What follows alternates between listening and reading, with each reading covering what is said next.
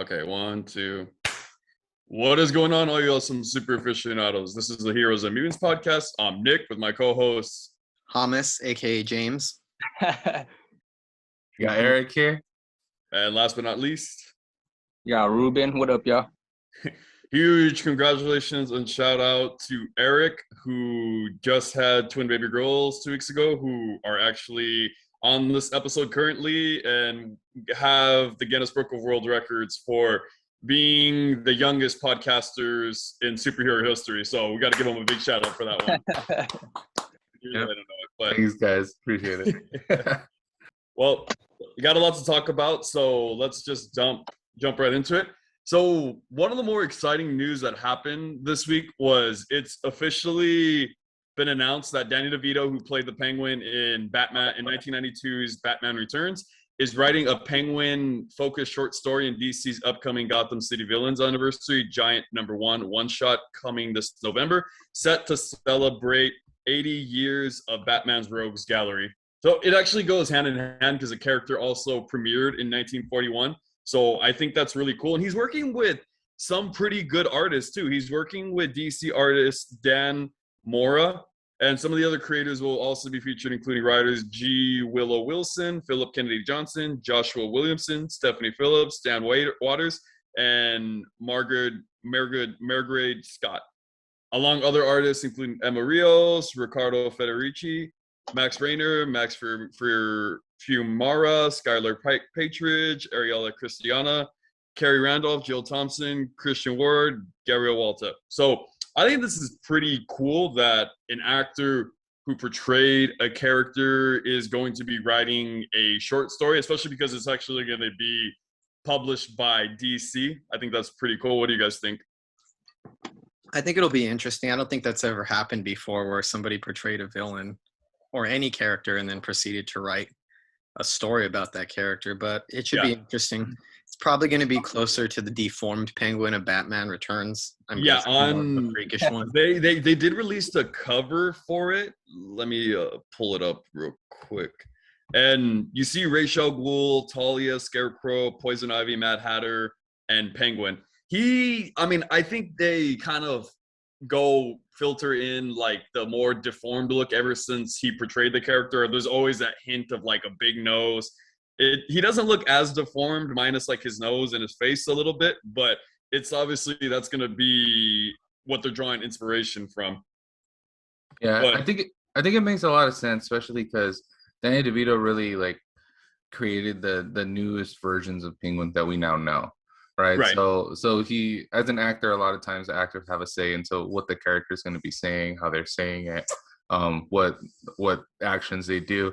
And I think that makes a lot of sense, especially bringing an actor into the comic book that's had that type of effect on the character itself. Right. So I think that's why it'll be pretty cool to see what they come up with, especially because he has a whole team behind him.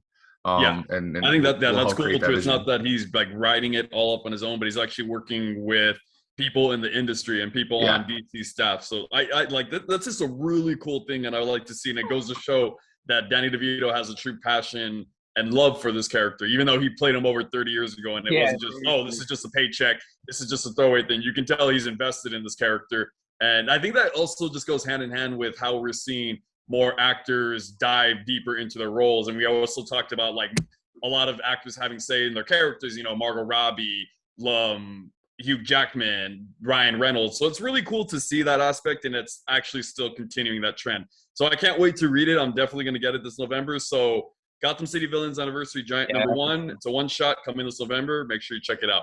And moving on from that, we might have had our first look at Moon Knight in the Disney Plus series. I couldn't find a credible source with it, but the picture did say property of Marvel. And I think a Twitter site called Marvel Hub that posts a lot of news and updates posted it. So if this is going to be our first look at Moon Knight, what do you guys think just right off the bat? I like it. I think it looks pretty good. I think it's kind of funny too, because there were a lot of people bickering and going back and forth on whether they like this and whether they don't. But I think it looks very reminiscent and true to the character from the comics. And the funny thing was too, there was some back behind the scenes footage that got released of a stunt person in costume as Moon Knight jumping around. And I think it looks pretty similar to what we get here. It's a little hard to tell, but I think it's going to be somewhat similar to what we get here.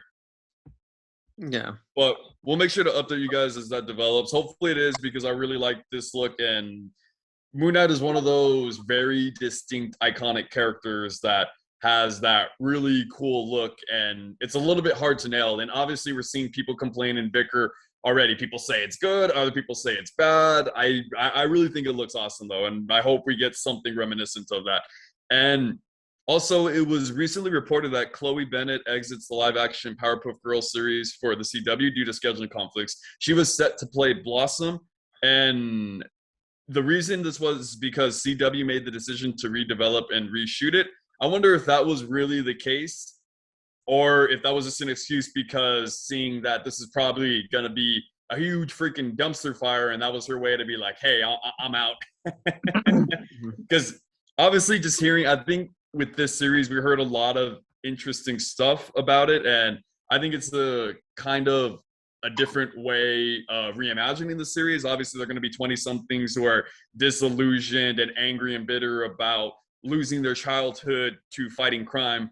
But it's also one of those things like, is this really something that we truly wanted to see? Is this truly something that we wanted? I don't really, especially with it being on the CW, that doesn't really give it a whole bunch of credibility. I just think it's one of those things I don't really, I'm a huge fan of the Powerpuff Girls. Everybody who grew up in the 90s, obviously, we have a strong liking for it. But I think that's something that could only truly work in a cartoon setting. And that's not exactly, I don't really want to see them as grown-ups. That's just, what do you guys think? I don't know. I don't see. I like the Powerpuff Girls, and I was a fan of it growing up, but I don't really see that working in live action. And it's right. I mean, I guess making them disillusioned 20-somethings makes sense in the modern world in terms of who they would be now. But I don't know. Like the pilot didn't do well, so they want to reshoot it. Now somebody's walking away from it. It just kind of sounds like a mess they have going on there. Exactly. Well, no, honestly, to me, it's whatever, like you said, Nick, when it goes back to the 90s, we were watching that growing up on, like, Cartoon Network, all those shows came out with it. And the whole live action that they're trying to do, I don't think, well, I mean, I was going to talk about Chloe, but as far as the live action, I think it can still work. But like you said, I don't know if it's something we need right now. But I wouldn't mind watching it if they still follow through with it all. But as far as Chloe Bennett goes, yeah, as far as the scheduling issues, I feel like because there's rumors of her coming into Secret Invasion. She might come out in the Secret Invasion series that they're going to work on in the MCU. So I feel like that might be a factor into it. I think she wanted to do Powerpuff Girls, but she got the opportunity to come to Marvel. That's a big jump right there. You know what I'm saying? You could either start fresh, make your own face. Well, she's already Quake. She's already played Quake in Exactly. Agents of S.H.I.E.L.D. So she's going to reprise her role. I'm hoping, fingers crossed, because I liked her in Agents of S.H.I.E.L.D. as Quake, and she was the face of it, her and Agent Coulson. That was pretty cool. I liked it. Yeah. So I feel like that might be a big factor why she might have left. She feels more committed to reprising her role in the MCU. And now that it's moving forward, she might, who knows, might become important because she is a powerful, hero. She's a very powerful hero if you really think about it. It was Agents of S.H.I.E.L.D. So now if they put her into a movie or moving forward, like I think they could she could reprise her role even bigger, So I feel like that might be a bigger reason as to why she left the Powerpuff Girl project. Mm-hmm. Yeah. That's my next question I was going to ask, because obviously we know they're shooting Secret Invasion right now, and with that in mind, the possibility that we're going to see, there's also been rumors that there's a lot of pre-existing characters. I even think Killmonger, Michael B. Jordan, has been on the casting sheet, and other characters who have either died off or who aren't really around anymore. There's a lot of rumors going on that they're going to be coming back, and obviously we know that the Skrull Secret Invasion, they disguise themselves as people in America, and they disguise themselves as people, the government, especially heroes and stuff. So obviously I was wondering if you guys thought if this could be something to where she's going to be coming into Secret Invasion, or if she was going to be coming back to Marvel in that way. So it kind of makes a little bit of sense that we find out she exits the show, and right now they're doing Secret Invasion and working on that. So that was something I thought, is there a chance she's going to be going back to Marvel? Yeah, for the most part, when someone cites scheduling conflicts, it's they're choosing between two. Exactly. Right? And she's clearly choosing something else over playing this character for Powerpuff Girls. So but I think it's easier if that's the case because it's Marvel, because of that sense, and especially there's so much uncertainty with the show, not exactly knowing how it's going to turn out. Already feeling I was never really on board with it. I think most people felt that the premise was interesting, but other than that, there was really nothing going for it. It was one of those, this was a piece of 90s pop culture. Just let it be the way that it was. It doesn't need to be touched in any way. It doesn't need to be redone, reimagined, especially in a live action format where it's not going to have those same kind of advantages that it had once upon a time. So I think it's going to be interesting. We'll report more as it develops, and we'll see if she ends up joining Secret Invasion. Moving on from that, it's been revealed also Venom, Let There Be Carnage is getting pushed back to October 15th. It's going to be delayed by 3 weeks, and the delay follows a rise in coronavirus cases and the disappointing weekend gross of The Suicide Squad, having earned a meager $26 million. While that film did release simultaneously in theaters and on HBO Max, the latter release being free of charge, the underwhelming sales numbers may have been a factor in this decision. Although Sony has not given an official reason for the delay, though it is worth noting that the Venom sequel is now 6 weeks separated from the upcoming Shang-Chi as opposed to 3. So that's a little bit weird. None of the other movies, superhero films, have gotten pushed back, so I thought that was kind of interesting. But I mean, I understand why, because like the Suicide Squad, which was predicted to have made more money, it's a reminder that we're still in a pandemic. People are actually starting to get more worried. I felt like people were kind of like coming out more, and I think as soon as like the Delta variant came, I just think I've noticed more people are starting to like clamp down on coming out.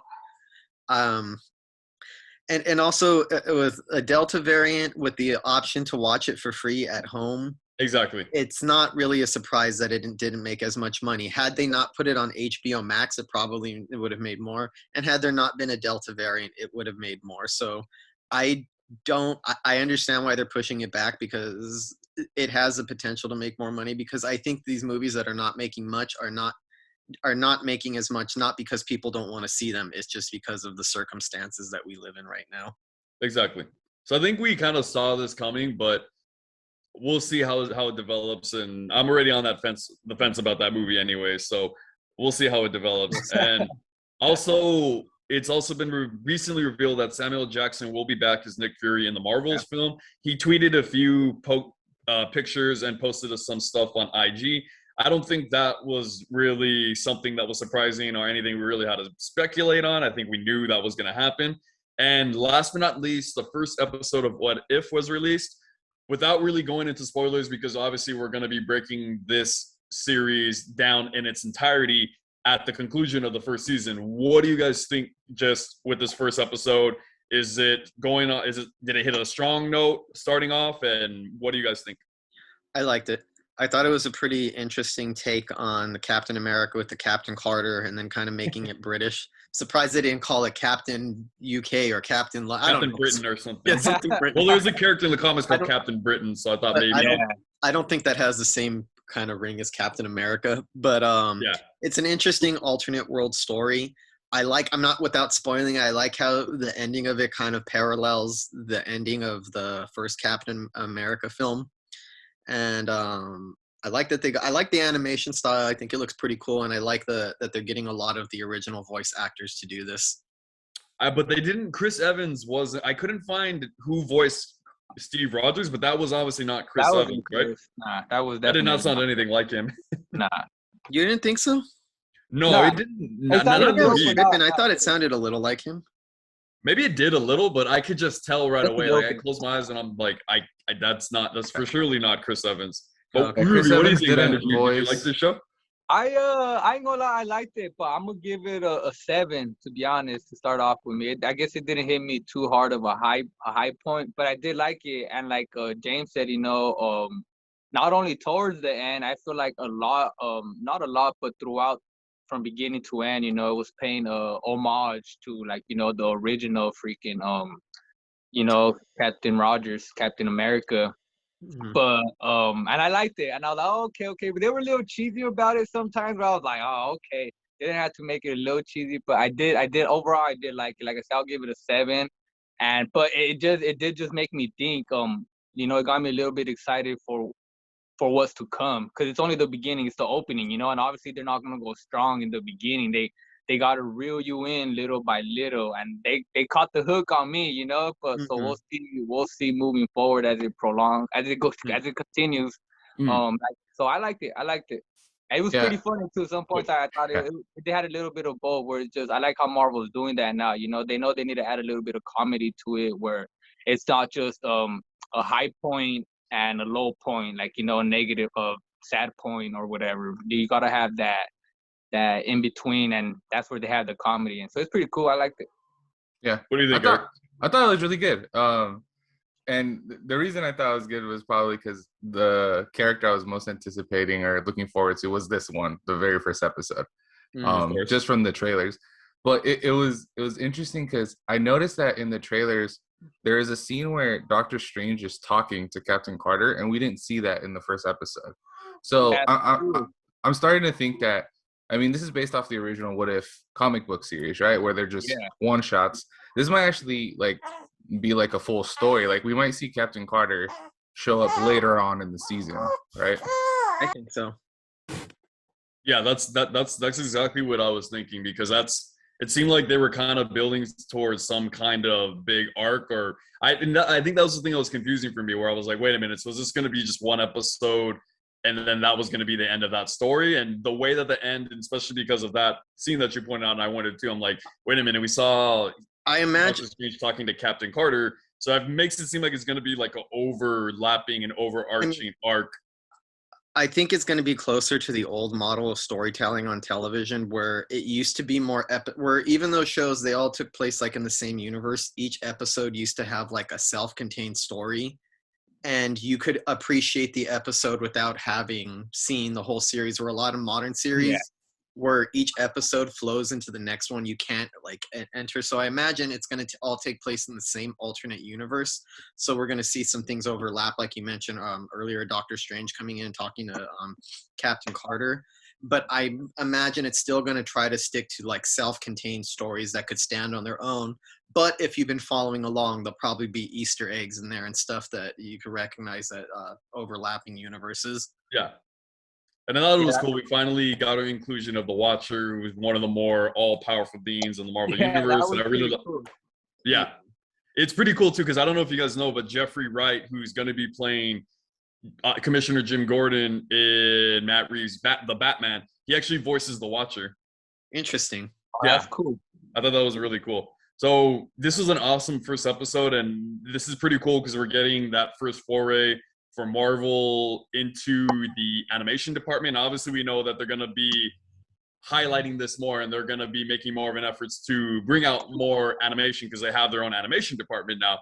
So I think this is going to be a cool first little step for them into doing that.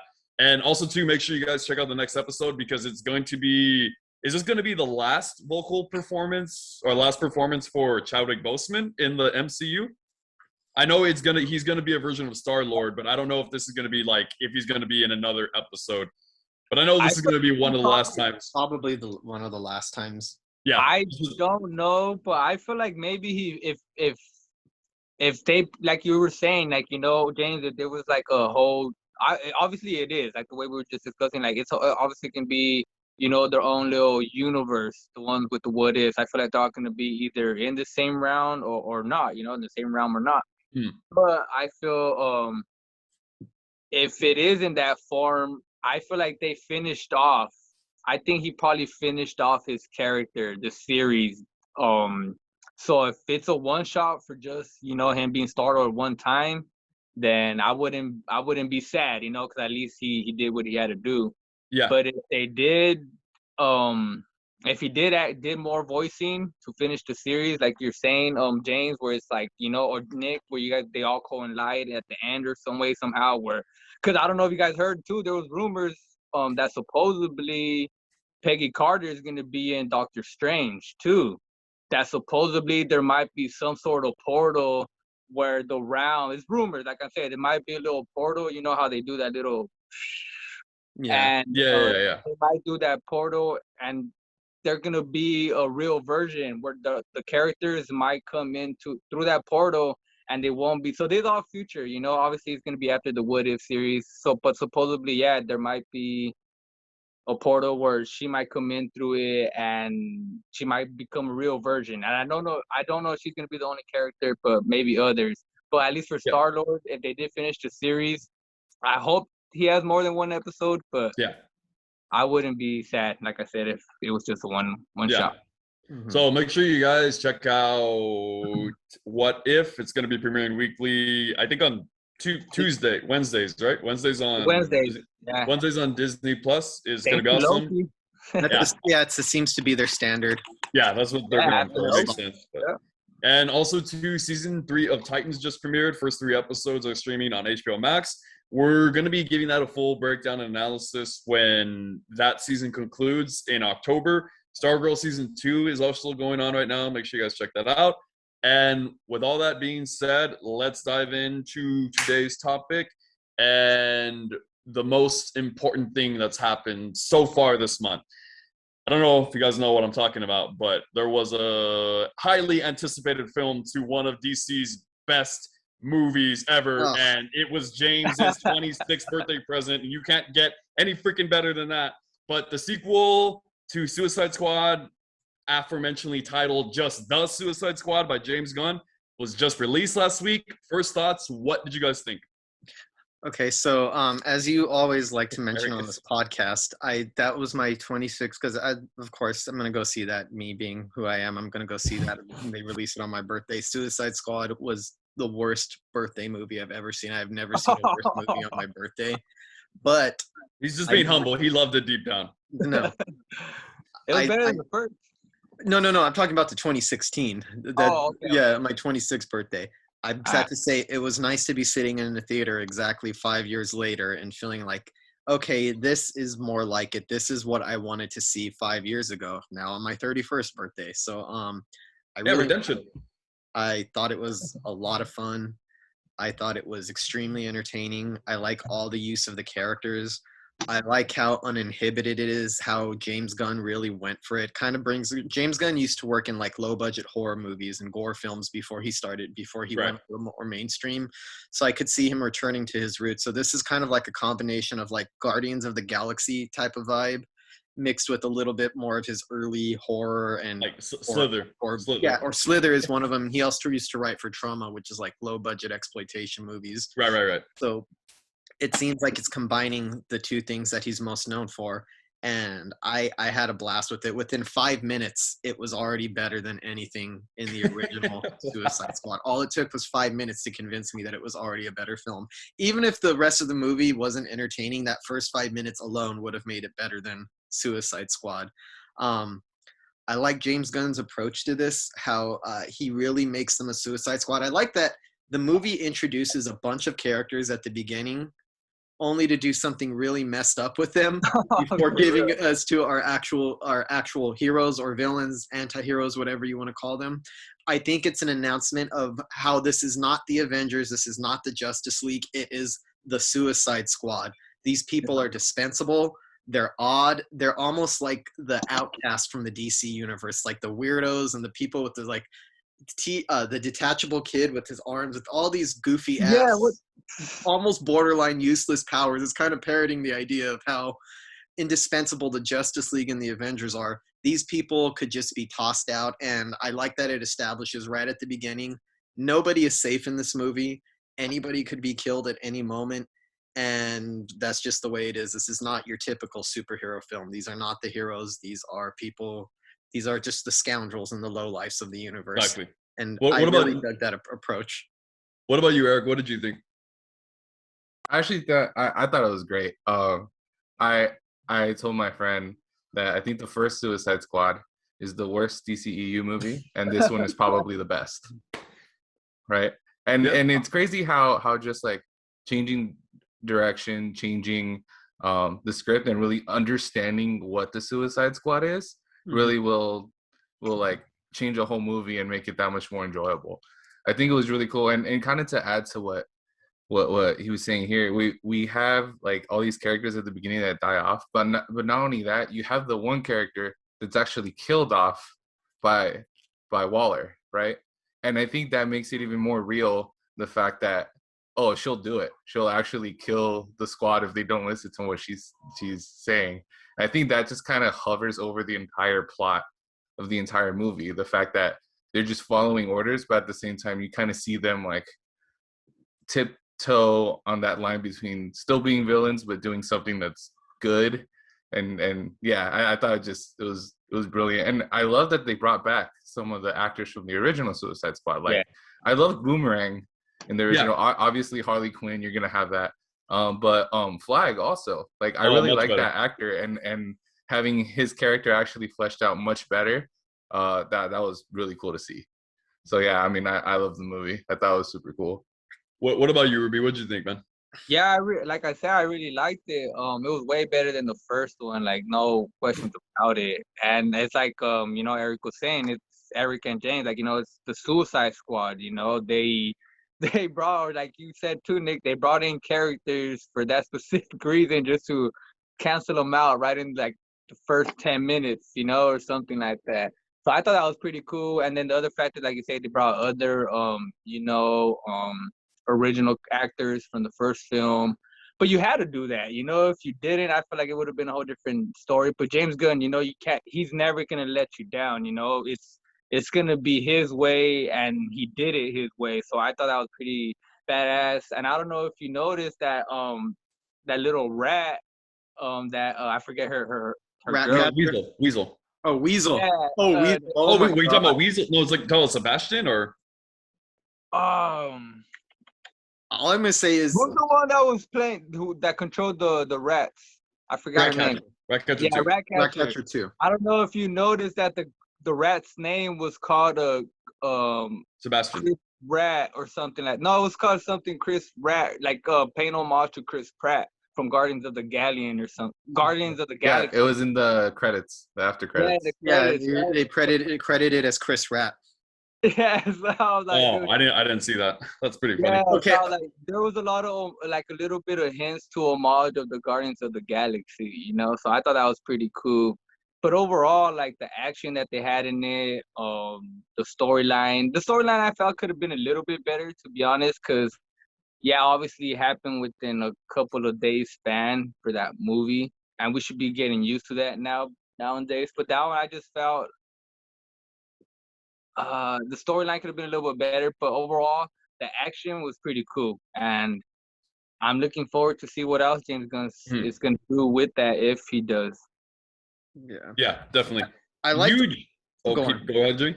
I like the way that they the use of the characters in this one. It seemed like the original one.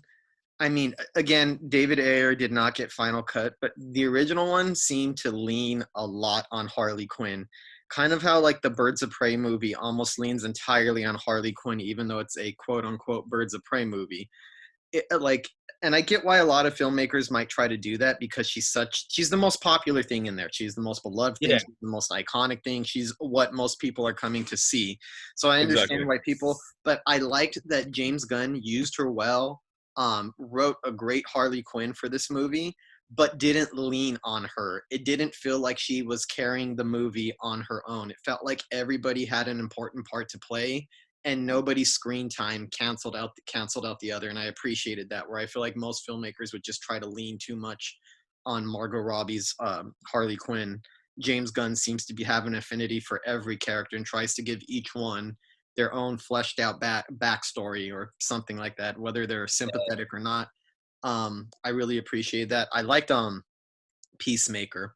That's what I was gonna bring up too. Yep, Peacemaker. Peacemakers to me seems to be a parody or almost a satire of Captain America, or that specific type of superhero, the patriotic superhero who's going to get it done with the things that he says. I cherish peace more than anything. I'll kill any man, woman, and child just to all the quotes he says are funny in that movie. Yeah, there's a lot of which I'm really surprised that they put this in a comic book blockbuster by a big studio. A lot of criticisms of what you would call American imperialism and American foreign policy, and how the United States kind of treats other governments with kind of like impunity. If you don't go along with what they say, they don't really care if you die or not, and they're the kind of ruthlessness that our government practices. I was actually really surprised that this movie really went for it. You don't really see that level of criticism. And I think that was the ironic thing about the very beginning, when they're all doing their superhero, or that traditional trope in superhero movies when they do their slow motion walk and everyone's looking all badass and getting ready for battle. You see the huge American flag behind them. And later on, we start to when it starts going into the whole thing on the foreign policy and about imperialism and everything, we start to see like, damn, like when we saw the big American flag, it made them out to be badasses who are going into this dangerous missions to right the wrongs and clean up and do the things that nobody else wants. So we kind of understand, like, damn, that was just meant to be more of like a kind of ironic thing and more for what's to come. So I thought that was also another thing that I really wasn't expecting. Well, also the Suicide Squad comics are also partially written to be a little bit of a satire of like American foreign policy and the how we invade other countries and how we pick and choose who we're going to side with. So I thought that was a pretty interesting and ballsy aspect, especially with Peacemaker as a character, who, by the way, is coming back for his own series. Yeah, it's already wrapped up recording. Oh, yeah, it's already wrapped up. So I imagine it's probably going to continue a lot of the satire and parody of like imperialism. So I thought that was a pretty ballsy choice for a movie of this size. Yeah, Peacemaker was like hypocritical with so much irony and everything is said. I was like, damn, they really Peacemaker might, you know, like damn, but it's awesome. It's awesome. It's cool. Yeah. And I want to just give huge shout out to James Gunn, because he actually had the writer of the modern incarnation of the Suicide Squad, John Ostrander. He actually had him as a cameo, being the guy who put the micro bombs in the back of their neck. You saw him when he did that with Savant. So that was James Gunn's way of giving his due credits and to John Ostrander and saying, well, who better to give the Suicide Squad their bombs than the creator of the modern incarnation that we know. So I thought that was really cool. And even just to give people a kind of brief lesson of history, but when he was dismissed from Guardians 3 because of all of the inappropriate tweets that he sent out a long time ago that conservatives found, he was courted immediately by DC, and they gave him free reign. Well, first they actually wanted him to work on a superhero film, a Superman film. But of course, just being James Gunn, well, I don't really want to do Superman, so I don't know about that. And they said, okay, you can have free choice of whichever project you want to work on, and we'll just go from there. So to have just that kind of choice really goes to show to the respect and the admiration that, and the reputation that James Gunn has as a filmmaker. And he had chosen Suicide Squad specifically because he knew that someone was going to come along and make a Superman film and make a Superman sequel, but no one was going to make a Suicide Squad sequel, especially just because where it was left after David Ayer's film, and I don't think we really expected them to touch this project because he was supposed to be working on Gotham City Sirens, and it seemed like there was no immediate plans to work on a Suicide Squad movie. So I thought it was a really ballsy thing of him to do, to say, hey, I'm going to work on a Suicide Squad sequel. And I think a lot of people were head scratching like, well, why doesn't he work on something else? And the funny thing was, this was really up his alley. It did kind of feel, with the cast of characters, it kind of felt like an R-rated version of Guardians. Not in the same vein, but just with some of the, when you hear like, oh yeah, he did Guardians and now he's doing Suicide Squad, it's like, okay, and that's his chance to make an R-rated version of that and kind of up the ante a little bit. So I thought that was a really cool choice. And I think this just goes to show that DC and Warner Brothers just needs to trust whoever they get and hire for these projects, because obviously we knew that what the final production we got with the Suicide Squad movie, the first one, we know that wasn't all Ayer's vision, and they made a lot of editing choices and all extensive reshoots, and they tried to make the film more reminiscent of that first trailer we saw with Bohemian Rhapsody. Mm-hmm. So I really think that all this meddling and studio interference just needs to stop completely, and it doesn't make any sense for them to hire someone for these projects and bring them on board but then say we're going to control it where, you know, have a whole freaking editing team that Ayer didn't even approve to make and to cut up this film because we want to make it more of what we think that the audience wants. And I just think that they need a trust. And regardless of, I don't think it would have been a film as good as this one, but it still would have been better, more coherent than what we got. Yeah. It could not have been worse than what we got last time. Exactly. Yeah, that's for sure. I mean, so I just think going forward, DC, Warner Brothers, they just need to try. And I think it was easier for this film just because it's James Gunn. They had so much trust and faith in him that they had told him, you can make a completely different movie. It doesn't need to have any connection to the first. You can use any characters. You don't have to use any characters. I think the only kind of stipulation they made with that was they hoped that he would have used Harley Quinn, or they hoped that he would have wanted to use Harley. And that was the only kind of stipulation that they made. More so because obviously Margot Robbie with that character, Harley Quinn, is a huge brand for this company going forward. So I think that's just the only reason they had made that. But I mean, don't you think it's kind of funny how present Harley Quinn is in the DCEU and how absent the Joker is in the DCEU? Yeah. That's pretty funny. It's really unusual. Yeah. So Jimmy brought up a good point, so we've now had 3 different versions of Harley with varying degrees of success. Which version do you feel is the best so far, or at least at this point? Here's the thing. I don't think any version was bad, and I like 2 out of the 3 movies. I don't really care for Suicide Squad. I like Birds of Prey, and I liked the Suicide Squad. That's kind of hard to say. I think they're both pretty faithful.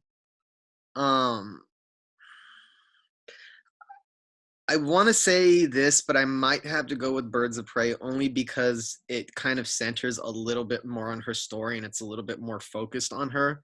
So I would think that's the only thing that gives it the edge, but they're roughly about the same. They both seem all the same, right? Yeah, roughly about the same. And even in Suicide Squad, which I don't care for, she's not what's wrong with it. She's actually pretty good in it. Yeah, definitely. Yeah. What do you think, Eric? You said there's like 3 different versions of Harley Quinn. I kind of see it as the same character, just progressing. Like, I mean, it is the same character. But. Yeah. No, I see it as like her in the original Suicide Squad. She comes out. She obviously has this obsession with the Joker, which is true to the comics, true to the animated series where she originated. But in Birds of Prey, it's literally called the emancipation of Harley Quinn. She's coming into herself, right? Mm-hmm. And then I think you just see the final version of that in this Suicide Squad, where she's completely independent to the point where she starts liking this guy, the dictator, right, in the movie, and she's like, oh, I immediately saw a red flag, I'm just gonna kill him. Like, that's a completely different from the first one, but I saw it as like, this is what she has progressed into, like a fully fledged, like, woman in and of herself. It's true growth. I thought that part was really funny because of the fact she says, I always told myself, if I got a boyfriend and I saw red flags, that I would do the healthy thing and murder him. Yep. And I think just because of this, and that's something too, I mainly just meant 3 different versions because we've had 3 different people or multiple people write for this character now. And even though it's the same actress, so that's just more the thing that I was kind of getting at, which because we've had 3, not exactly 3 different versions. Portrayal. 3 different portrayals. Exactly. And I think this one, and obviously this one had that good fortune of just having a good writer on board, having a good visionary, but also telling an arc for this character, and also taking her from where she was, where it was very reminiscent of the comics, to where she was just abused and tossed aside by the Joker and always ran back to him. And then you saw, obviously, with Birds of Prey and the fabulous emancipation of one Harley Quinn, and you saw that even that tattoo on her back said property of Joker, and now it says property of no one. And now it gets to the point to where she sees these kind of things and she handles it in Harthy's healthy way. So I think this is a good kind of balance of the character, like her psychosis and her mental state mixed in with trying to actually do some decency. I won't say if this character can't do complete good. I think she's a little insane for that, and I think that's the James Gunn gets that perfect balance. The difference between the Joker and Harley is that Harley is, not gonna say she's insane. She's fucking a lunatic. Oh, she's very insane. But I think that there is some good somewhere in her heart, and there's something that cares despite her strange psychosis and her psychotic tendencies. And I think she's easy to root for because in these movies so far, yeah, she's a little psychotic, but most of her psychotic tendencies are exercised on villains or people who have deserved it so far in the franchise. You haven't seen her harm children. I mean, she came pretty close in Birds of Prey, but you haven't really seen But her I mean, she redeemed it, and obviously she did care for Cassandra. Yeah. So I think that she's an easy character to root for. And I just want to point out really quick, her breakout scene in that prison was badass. It was so awesome. Cool. It reminded me so much of the comics and the cartoon. The way that she used her foot to unlock herself, which, by the way, that was actually Margot. That was a real trick she did. Yeah, she actually did that and pulled that off. So that's pretty impressive. But there's like, it's weird. That scene where she breaks out reminded me so much of the Harley Quinn animated series. And there's another scene when she's first going to meet that dictator, and she's like doing the skip across his floor. She does that exact skip across the floor in Harlequinade, an old episode of Batman the Animated Series, where she's doing that around going sneak, sneak, sneak. So I get the feeling that Margot Robbie has actually paid attention to the different incarnations of this character throughout history. Right. I could see some of the influence from the animated versions leaking into her performance. Like, I get the feeling that she really watched the history or has observed the history of this character and is very aware of it based on like the kind of choices that she makes with her acting. Yeah. Definitely. I think overall, as far as like best portrayal, I'm still gonna go with this Suicide Squad, the Suicide Squad, just because you kind of see a little bit of everything in her, and like you said, like there's some good in her, even though she's doing a lot. She's very violent and psychotic, but like you see her actually have relationships with like Boomerang, for example. Like she was devastated when he dies. Yeah. And then or with Javelin, she like takes the javelin and takes that to heart. She's like, I don't know what I'm supposed to do with this, but he gave it to me, so I'm gonna hold on to it. Like she's capable of caring for other people at that point. And used by Rick Flag too. When she finds out Rick Flag's alive, she just immediately comes. Yep, exactly. So I think that's why this version of her, this portrayal of her, I'm gonna go with that one. With this was James Gunn got the most out of her without having to really like create a plot. Like, well, obviously there's a plot around her. There doesn't need to be any more growth in her now. It's like, all right, she's already well established, and I know James Gunn knew that and said, okay, I'm just gonna have fun with this character and use her to the best of her potential. Definitely. I also think that Rick Flag was more interesting in this movie. Oh yeah, very, very. Yeah, I think in the first Suicide Squad, Rick Flag was all like mopey because it was his like girlfriend or his partner, right? That the body of his girlfriend got taken, and he was all like angry and angsty around that. Whereas here, you kind of saw more of his actual leadership, more reminiscent of the actual comics. That's true. Yeah, and I like the juxtaposition of him with Bloodsport, right? Because they seem like they were friends. It's just they went down two different paths. Yeah, and you kind of see that, and then you see Peacemaker also. They're all three of them are just like the same skill set that went down different paths. Exactly. Right. Mm-hmm. So exactly. I always thought that was cool to see. Yeah, and which character for you guys stole the spotlight? That's a hard one. What do you think, Ruben?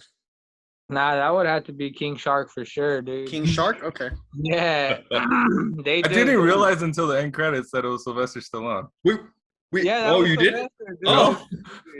Because you weren't on when it was first announced. Like the week we reported in October that he had joined the cast. And I'm going to take credit for this. I was the only one saying it and screaming it from mountaintop. He's King Shark. Okay, a lot of people were saying it, but I also said it louder, so I get the credit. Yeah. Why'd you like King Shark, Ruben? Well, yeah, definitely just because he was the comedy of it all. If you think about it,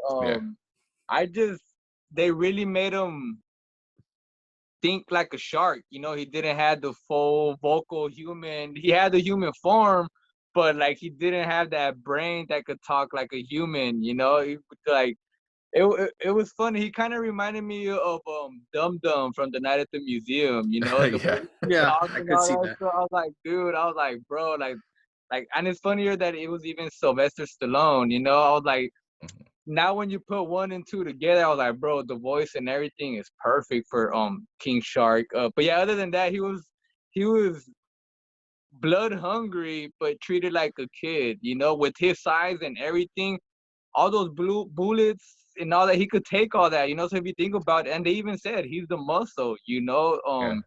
I think he could take all of those fools out if he really wanted to, but he doesn't have the smartness to do it. Yeah.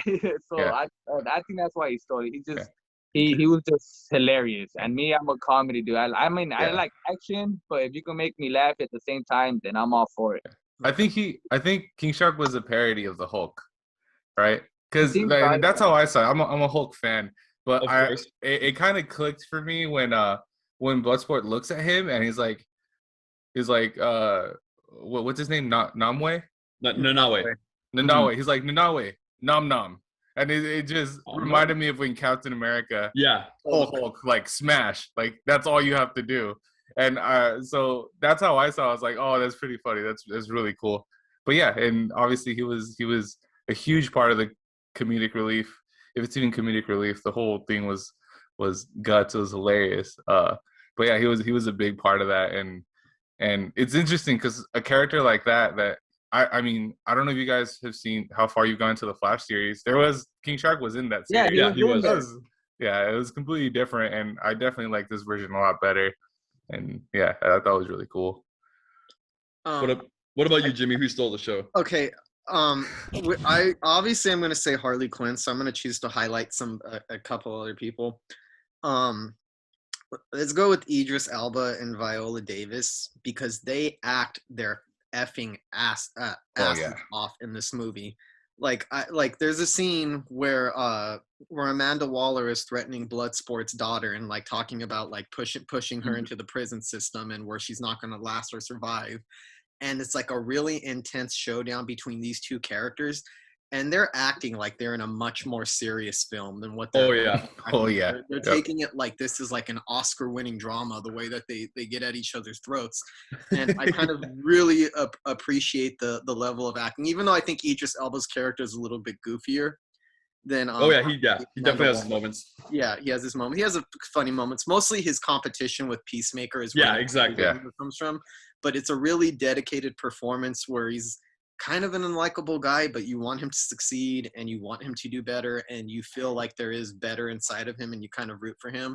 And of course, Viola Davis, because I think she nails Amanda Waller, that bloodthirsty ruthlessness that she is known for in the comics. She's like Henry Kissinger to me. She does not care about anybody's life or at all. And I love all the scenes where she's like, blow it up. And when she's like screaming and getting intense, I'm like, yep, that's Amanda Waller. She is like so clouded and so single-minded in her pursuit of what she thinks is right for America, that she does not care about anybody's life. She will step on anybody. She will kill children to get what she needs. She will blow you up. She has no moral scruples, partially because she believes that she's right. She has this conviction that what she does is all in the name of good, so there's nothing bad that she can truly do. Exactly. And I think that Viola Davis, who's an amazing actress, really commits to that role. And I'm glad because I don't really think she really stood out that much in the original Suicide Squad.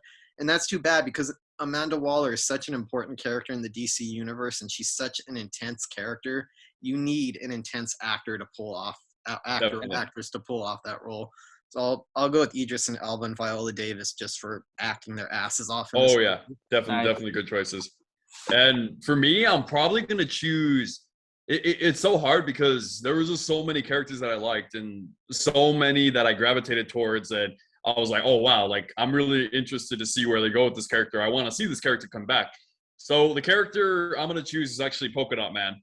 And a big reason is because I don't know if you guys are aware, but the actor David Dasmalchian, he's actually is a long-running actor in superhero films. I mean, we have him in obviously The Dark Knight. He plays one of the Joker's henchmen. He's in Ant-Man. He's Kurt. He played Abracadabra in The Flash. He also voiced Calendar Man in The Long Halloween Part 1 and 2. And then now he's Polka Dot Man. And he's also Gotham. I forgot Gotham. So The Dark Knight, Gotham, Flash, Batman, The Long Halloween, Suicide Squad. He's in 5 separate DC universes. I want you to think about that. He is in 5 separate DC universes plus Marvel. Yeah, This pretty guy cool. just, Oh yeah, he's in Marvel. Yep. yeah, it's plus Marvel. So he's really capitalizing on Yeah. That seems to be his bread and butter now. I'm like, dude. Yeah. Yeah. He was funny. I liked how he apologizes to Peacemaker. He's like, sorry, I know it's a little bit flamboyant when he describes his Yeah. throw polka dots, but he was actually a likable character. He was so Very. strange and weird, and I don't want to say what happens to him, but it's kind of. Oh, I mean, we're spoilers here. Oh yeah, he Yeah, we've gets been killed spoiled. just as he finally grows into a superhero. Superhero. Yeah, You know, dude. just as I'm a hero, dead in a second. It kind of Yeah. calls back to the beginning, reminding audiences that doesn't matter how much these people grow, nobody is safe. Yeah, Unless, they're of gonna course, you're die. Harley Quinn. Unless You're Harley Quinn, yeah. Yeah, because Exactly. you got to I- make money. But I think it just works so well for me because what I wasn't expecting was all of the emotional stakes and emotional investment that came from this film. And it obviously makes sense because that's James Gunn's bread and butter. He can really make a whole bunch of characters and have a whole lot of emotions and a whole lot of real connections happen between them. Obviously, we saw that between Rick Flag and Bloodsport. Obviously, we saw that between Rick Flag and Harley. We saw that between, obviously, because Ratcatcher 2 is the heart of the film and is really what keeps everybody emotionally grounded. You even saw that with Peacemaker when he very reluctantly killed Rick Flag, and he even told him, like, you know, like, please just hand over the drive, Colonel. Like, you're a hero, but that costs us. This is so worth upset. more. This is also worth your life. Yeah. Protecting I that was peace. pissed. Yeah. I was Oh pissed. yeah. But I really grew to like Rick Flag, and Yeah. I started to really. I mean, Peacemaker's a cool character, but he was really pissing me off. I was so upset during that moment. I remember it was like, I mean, that was the point, right? We're supposed to hate him by the end of it. exactly. yeah, We're supposed to hate his name. Like, yeah, like what? Peacemaker, what a joke. Yeah, dude. Yeah, that was a line. And I think that's just what I wasn't expecting. Even with King Shark, they really had a lot of heart attached to his character. So much so that you find out he's not just a mindless killing machine. He's just extremely naive, and because of who he is and his physicality, what he looks like, it makes it hard for people to trust him and to get close to him and understand him. And obviously, all it took was Ratcatcher 2 doing that and just saying, like, hey, friends, and if I die because I betted on love, then that's a worthy sacrifice. And all it just took was for him to become a little bit more acquainted with them.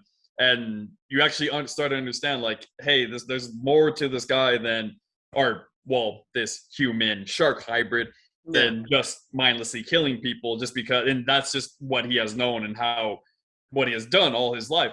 So I think with that worked just so well because that's what the first film tried to do so much, but a lot of that was forced. Here we actually feel that things are earned and they actually take time to develop certain things, so much so that you start to feel really bad for someone like Polka Dot Man, who didn't ask to be. We don't exactly know why he's in prison, but you know he's a lot more reserved and a lot less willing to engage in conflict than most of the others. Like, he's not an assassin, he's not a mercenary, he's not some kind of superpowered villain. Even though he's probably one of the more powerful members, he's not a villain in that sense. But I think they said he was in prison for killing his mom. Yeah, the vibe I got of Polka Dot Man was not like a typical villain. I view him as a victim, ultimately a victim, because what he went through sounds pretty cruel and harsh, where I feel like he probably did something awful, but only to save himself or to escape some kind of torture or something. So I kind of felt for him that way. Yeah. But I think the best emotional story arc, or the most, has to be for Ratcatcher 2. Oh, yeah. I think that storyline has the most emotion in it. I think it has the most sweetness in it. By the way, that's Taika. I always mess his name up. Taika Waititi. Oh yeah, Ratcatcher. Yeah, director of Thor Ragnarok. Actually plays her dad in that movie. But I think she seems like she's the best person or the best human being out of the group. I don't remember what she was in for, but she doesn't really strike robbing a bank. Robbing a bank with the rats. They consider the rats a weapon, so that's why she got sent. That's what it was. But she seemed like a good person. Out of all of them, she was the least villain-like. She was kind of the heart of the movie in the way. She was the one who forged the friendship with King Shark. She was the one who softened up Bloodsport a little bit, kind of got to him. She has the most magical moment where they're having like that flashback to her and her dad. Like sitting way up high. I think that she had probably the best emotional story arc. It was the most likable character in the typical way. Yeah.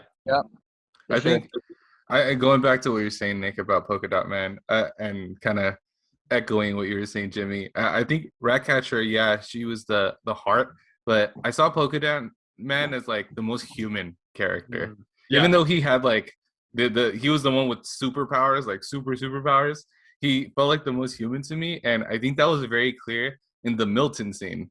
Oh right? yeah. Yeah. So they have That's this. Exactly what I was gonna bring up. They have this guy who's helping them, who's like driving them around. And if you actually pay attention, I watched the movie twice, and the second time I try to pay attention to Milton. This dude is legit always in the background, even in that scene when everyone's walking forward. He's on the very edge on the corner walking with them. That's why I was cracking up, because obviously when he was trying to load up the weapon, and I think Rick Flag says, "No, boy."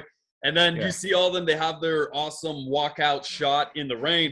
And in the distance, you see Milton on the side, and I'm over here cracking up, and everyone's like, what the hell are you cracking up about? I'm like, dude, Milton, Milton there. But that's how clever James Gunn is. He puts it in so subtly that you don't notice it, that you have to second time. I mean, you noticed it the first time. I didn't notice it until the second time, like Eric, that like, you have to the details are so that you have to like watch it twice to pick up on all the little things, because it's barely on the edge of the frame. It's just in the background. It's never foregrounded, but it's even there, I think. Even when they go into the tower, Milton's right there with the sack of bombs, and he's helping attach all the bombs, and he's running up with them. And I thought it was so cool that out of like everyone on the Suicide Squad, Polka Dot Man was the only guy that really noticed him. Exactly. Right? Because this guy gets shot. He's like, Milton's been shot. And then Harley over here is like, who's Milton? And Bloodsport's like, wait, Milton was with us? So it's like, I thought that was I thought that was really cool. I actually read some like background on that scene where I forgot his name, the actor that plays Polka Dot Man. He was trying to figure out how to do that scene because he thought it was hilarious. So he was like, should I do it like comedy? And James Gunn told him, no, like do it as emotionally as you can. Right? Like, and I think it shows how brilliant James Gunn is in that Polka Dot Man, in that moment, he had created this bond with Milton because it's almost like he's in the background, right? Kind of how Polka Dot Man, throughout his life, he's just been experimented on. He's been in the background. He's the underdog. He's the underdog. And that's why that scene was so emotionally charged for him specifically. Whereas Bloodsport and Harley are the ones that made it funny. He is like legit devastated that this is just happening. About it. Yeah. And so I just think, that just goes and he's more into like that character. He's upset at the rest of the team for not noticing it. Yes, exactly. Yeah. And then the funnier part too, later down the line, was when Harley calls Peacemaker or Bloodsport, yeah. He calls him Milton. She calls him Milton. Hey, Milton. That was funny. Like, not my name. It's like, really? We just had a conversation about that. Like, you really are insane, girl. Right? Like, So I thought it's great. It's also kind of funny too. This is the first example. I mean, I've never ran into anybody named Milton, but this is the first example I've heard a Latino is named Milton. I thought that was just interesting. Or who knows? Maybe it was just a code name or an alias. My friends who I went to go see this with live on Milton Street, and we actually went to Milton Street right after, so we were laughing about that. Like, such an uncommon name, it has to be the name. That's hilarious. What did you guys think of the live action debut of Starro the Conqueror? Oh, I thought it was cool. I thought it was I don't know.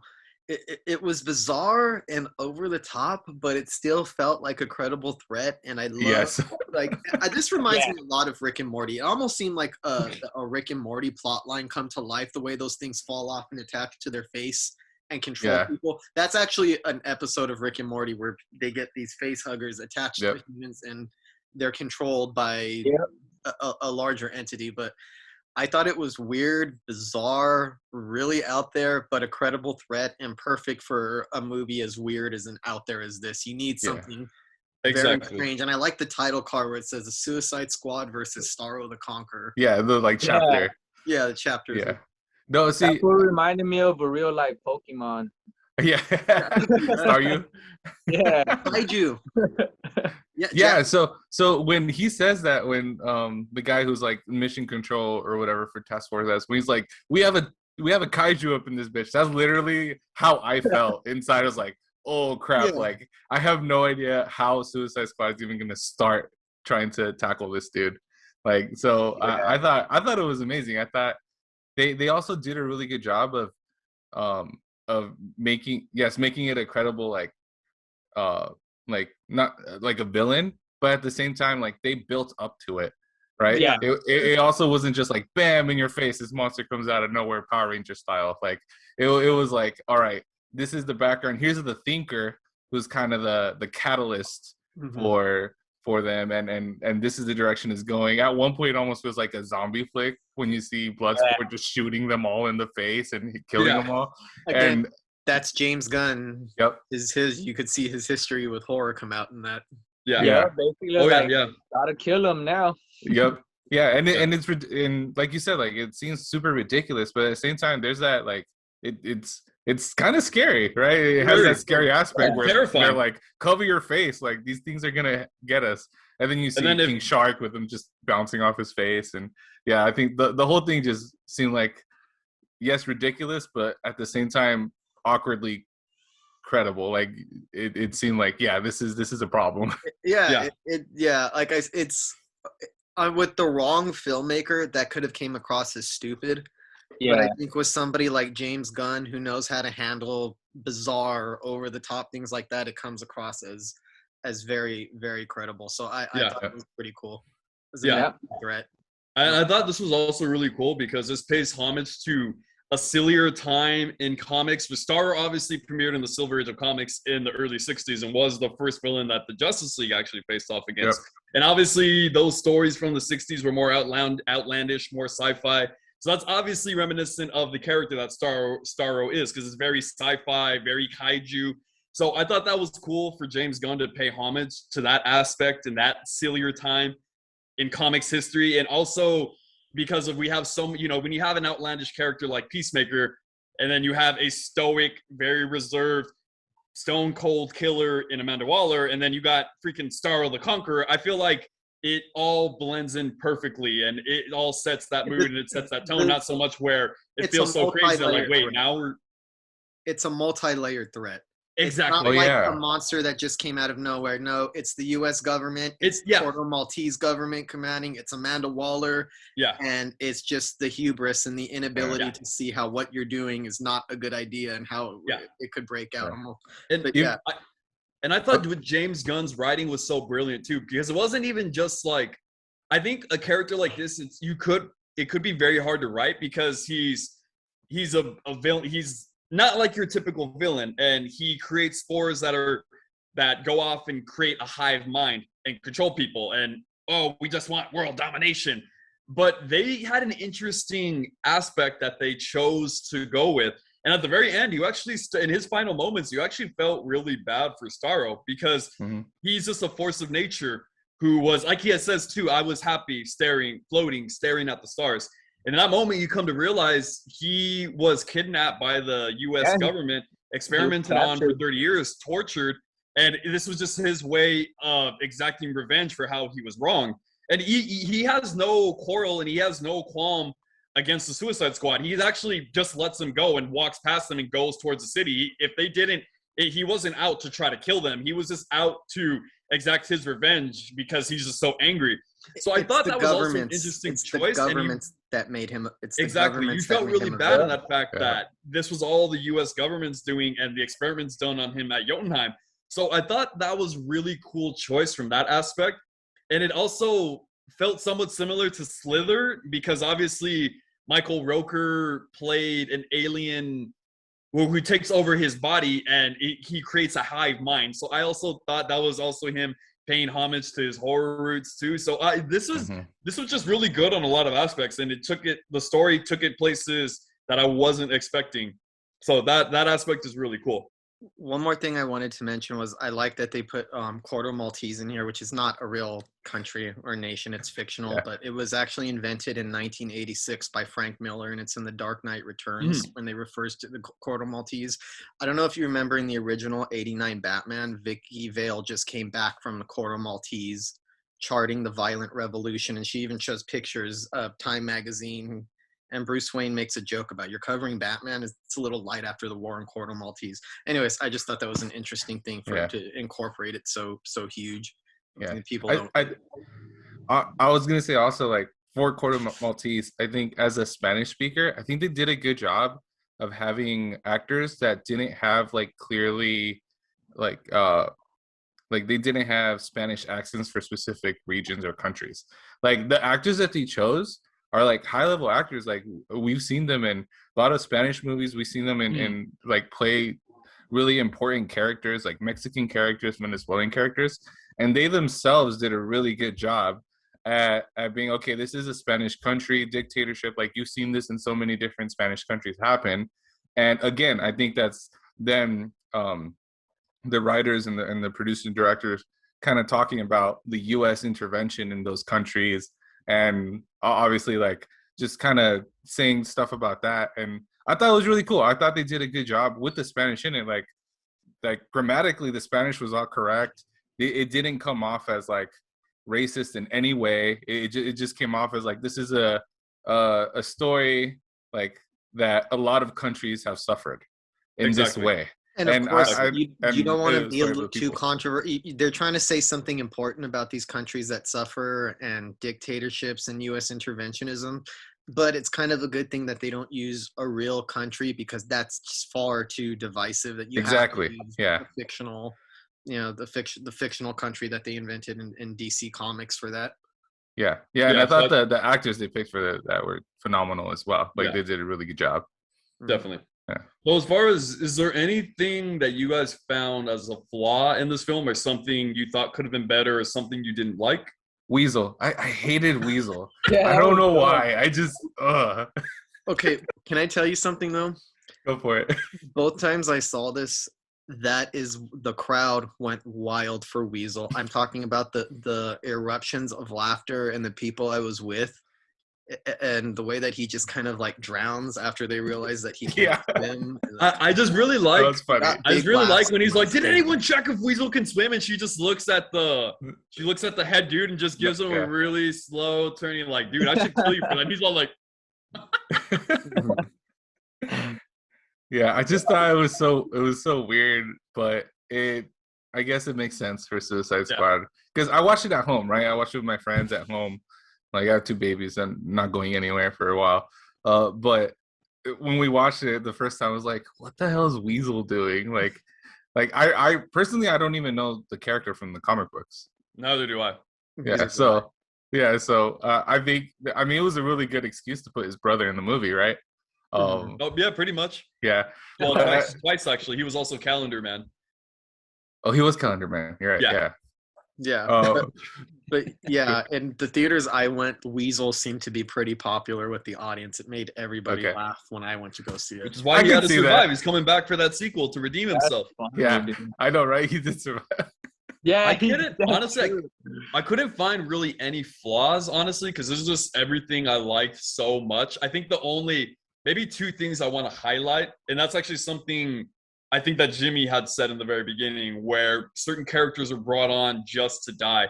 And I felt, especially like someone like Captain Boomerang, who I thought was going to stick around a little bit longer, especially because he's a mainstay of the Suicide Squad from the comics. I just wish that maybe we could have stuck around or lingered a little bit. But I think that was intentionally done just to highlight no one is safe in this movie. And in the first 5 minutes, like 6-7 members of the B team die. So I think that was their way of trying to. They don't just die; they get vanquished in a very graphic and violent manner. That's what makes it funny. They don't just have typical deaths; they get. And what about them showing Weasel survive at the end, though? Right, like you're saying, what if him dying killed the chip, like terminated the chip control? Oh, Well, I think they just marked him off as deceased, so Maybe. maybe they're not I even know, Yeah. but you really. get what I'm trying to ask though, because obviously, yeah, they are like, Like it okay, deactivated because the yeah, heart like stopped. deactivated because the heart stopped, and they saw that there was no brain function anymore. That's true. interesting.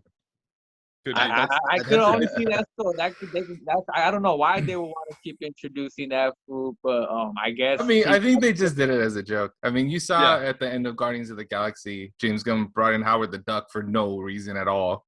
So I think he's just doing it just to do it. It's just having fun Yeah. with the character at that point. Yeah. Mhm. that's And I true. think the other thing, and this is just something that's very minor, it's not anything that took away from my experiences of liking this movie or something to be like, oh no, that's something that I don't like that. I noticed in Harley's action sequence, there were certain times more so in the hand-to-hand fight after she has that scene where she's taking out a bunch of the government of the military guys with the guns, and she jumps through the door and she starts fighting a bunch of the guys hand to hand. There are a few moments where you can tell that guys are waiting for their cue to go. Like I think in the very beginning when But she comes in, there's a guy on her left who is right in front of her. For whatever reason, he goes back into the armory. I don't think she goes to the right first, hits the guy. I think she hits him with the door, and then that guy who tries to come back, she hits him with the door too. But it's just like I don't know. You can't tell if he has a weapon or what. But I mean, there's just certain times, and I think that's a hard thing too when you choreograph action sequences with a lot of people. You have to kind of be mindful and careful of what you show in the background, because then it can just be like, hey, you can tell that guy's just waiting for his cue to go, or he's waiting for his moment to attack. And certain times too, that you can kind of see someone in the background who's like, wait, I think she goes to when she like throws a dude over, then that dude had a gun. In the background, you can see there's a guy. It looks like he's going to like help up the guy. And I'm like, wait a minute, the gun's over there, but the guy never picks up the gun. That's the last dude that gets his throat slit by Harley. And I'm like, why didn't there was a gun right there? Why didn't that guy?